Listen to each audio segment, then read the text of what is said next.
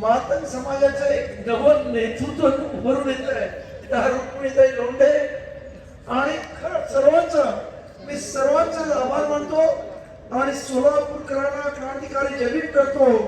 ज्या पद्धतीने तुम्ही इथे जमलेला आणि एक सांगू काय कुणास ठाऊक पण जिथं जातो तिथं पाऊस मला भेटतोय.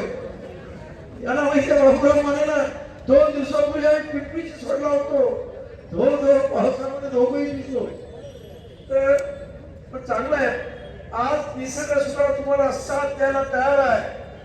सोलापूरचा दुष्काळ पळवायला निसर्ग सुद्धा तुमच्या बरोबर आहे की तुमची मागणी रास्त आहे आणि त्यामुळं हा निसर्ग सुद्धा हा पाऊस सुद्धा तुम्हाला साथ देतोय. काय म्हणजे आज हे जे आंदोलन आहे ते एका वेगळ्या टप्प्यावर ठेपलेलं आहे. आज बाबासाहेबांचे एक सहकारी म्हणाले होते dead Ambedkar is more dangerous than alive आणि हे आपण सर्वांनी दिल्लीमध्ये पाहिलं. आता या देशातली तरुणाई कुठच्याही जाती धर्माची असो अन्याय झाला की जय भीम बोलते. हा जय भीमचा नारा आता अख्ख्या जगभर गेलेला आहे. आता राजकुमार म्हणून सांगितलं न्यूयॉर्क मध्ये त्याचबरोबर जर्मनीमध्ये ब्रिटनमध्ये अनेक ठिकाणी या विद्यार्थ्यांवरती लाठीचार्ज झाला. त्यामुळे मोर्चे निघाले आणि त्या सर्व जगावर फक्त जय भीमचा नारा गुंजत होता. त्यामुळे जय भीमच्या नाऱ्यामध्ये एवढी ताकद आहे की मला वाटत नाही की महाराष्ट्रामध्ये कोणाची मान वेळी असेल की या जय भीम वाल्यांबरोबर पंगा घेण्याची. त्यामुळं मला पूर्ण खात्री आहे की आज तुम्ही एवढ्या मोठ्या संख्येने आलेला. खरं म्हणजे मग असे एक जण म्हणाले की आमचे मुख्यमंत्री विधानसभेमध्ये म्हणाले की सुप्रीम कोर्टाचा जजमेंट आहे मी लागू करू की नको. अरे जरा तुम्ही पण वकील आहात असं समजता आहात की नाही खरं माहित नाही मला पण बोललं जातं एकदा ती जजमेंट नीट वाचून तर पहा. जजमेंट मध्ये कुठेही म्हटलं नाही की हे उपवर्गीकरण लागूच केलं पाहिजे आणि तसं असं तर मग तुमच्या युपी मध्ये लागू करून बघा ना. कारण तिथे जवळपास 30% एससी समाज आहे आणि तिथे हे उपवर्गीकरण लागू केलं तर तुमची काय घडी होईल हे लक्षात सुद्धा येणार नाही. म्हणून उगाच महाराष्ट्राला जनतेला फसवण्याचा प्रयत्न करू नका.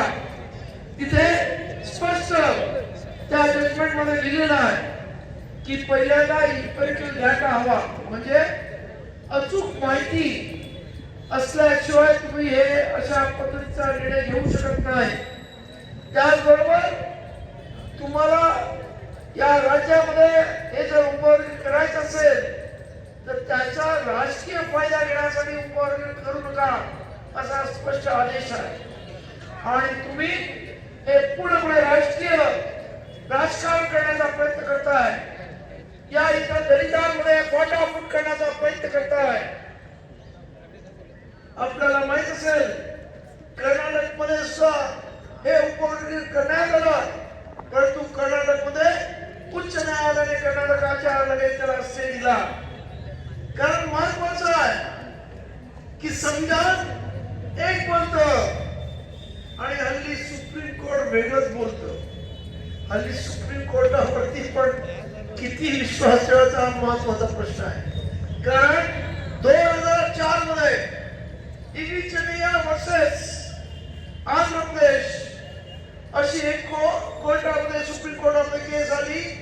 5 जणांचा बेंच होता आणि त्यांनी स्पष्ट सांगितलं की हे अनुसूचित जाती हा एक प्रसंग होमोजिनियस घटक आहे. याच्यामध्ये तुम्हाला उपवर्गीकरण करता येणार नाही. त्याचबरोबर याच केसमध्ये ज्या केसमुळे दलवीकर वर्सेस पंजाब स्टेट याच्यामध्ये 2010 मध्ये पंजाबच्या हायकोर्टाने सांगितलं की उपवर्गीकरण करता येणार नाही. मग हे 7 जण काय अति विद्वान होते का सुप्रीम कोर्टात ते? कारण आपल्याला माहिती आहे 2014 नंतर सुप्रीम कोर्ट सुप्रीम राहिले की नाही हा महत्वाचा प्रश्न आहे. आणि त्यामुळेच आपण पाहिलं की या देशामध्ये ना संसद सुप्रीम आहे ना संविधान सुप्रीम आहे. या देशामध्ये जनता सुप्रीम आहे. हे दिल्लीमध्ये जागृतीच आहे की जनतेने ठरवलं तर प्रधानमंत्री सुद्धा राजीनामा देतो. प्रधानमंत्री म्हणजे कोण? धर्मेंद्र प्रधान. तुम्ही नरेंद्र मोदी समजू नका, त्याला द्यावा लागेल तो वेगळा प्रश्न आहे. परंतु भगवा पडतो. तर त्यामुळं या देशाची जनता सुप्रीम आहे. ही देशाची जनता जे ठरवेल ते फायनल होतं. आणि त्यामुळं अनुसूचित जातीतल्या या जनतेने ठरवलेला आम्हाला उपवर्गीकरण नको आहे. एक ओळचा जाती एकत्र येऊन इथे उपवर्गीकरणाविरोधात ताकदीने उभ्या राहतात. अख्ख्या महाराष्ट्रभर परभणी असो, जालना असो, लातूर असो, मुंबई असो प्रचंड मोर्चे निघतायत. आणि तरी सुद्धा तुम्हाला विषयाची परीक्षा घ्यायची असेल प्रयत्न करून बघा. तुम्हाला तुमची खुर्ची जर अप्रिय झाली असेल तर फडणवीस नक्कीच करा. जनता काय करते ते तुम्हाला समजेल. कारण जनतेची ताकद काय आहे हे दिल्लीमध्ये दाखवून दिलेलं आहे. आता कोणी तुम्हाला घाबरत नाही. पूर्वी सीबीआय, ईडी, अजून वेगवेगळ्या तुमच्या पोलीस यंत्रणा याच्यामुळे घाबरण्याचे दिवस गेले. पोरांनी दाखवून दिलं तुमचं आयटी सेलच्या पुढं या तरुण पोरांचं आयटी सेल कितीतरी पटीनं मोठं होतं. आणि त्यामुळं तुमचं आयटी सेल कुठं व्हावलं तेच कळलं नाही. त्यामुळं आता लोकांची बघा घेण्याचा जो विचार तुमच्याकडे आहे की आम्ही काही करू शकतो, आमच्या मनात येईल ते करू शकतो आणि या देशामध्ये जे पाहिजे ते आमच्या मनासारखं होईल. आता तसं राहिले नाही. परिस्थिती बदललेली आहे. त्यामुळं मुख्यमंत्र्यांना मला सांगणं आहे की जनतेचा एकत्रित कल पहा, जनतेची एकत्रित इच्छाशक्ती पहा. जनतेला हे उपवर्गीकरण तुम्ही लादण्याचा प्रयत्न करू नका. तुम्हाला तुमचा बोलता जरी कोणी सांगत असेल आता त्याचे ऐकण्याचे दिवस सुद्धा संपले. कारण आता या देशामध्ये खऱ्या अर्थानं संविधानाचं राज्य आलंय. या देशामध्ये खऱ्या अर्थानं भीमाचं राज्य आलंय.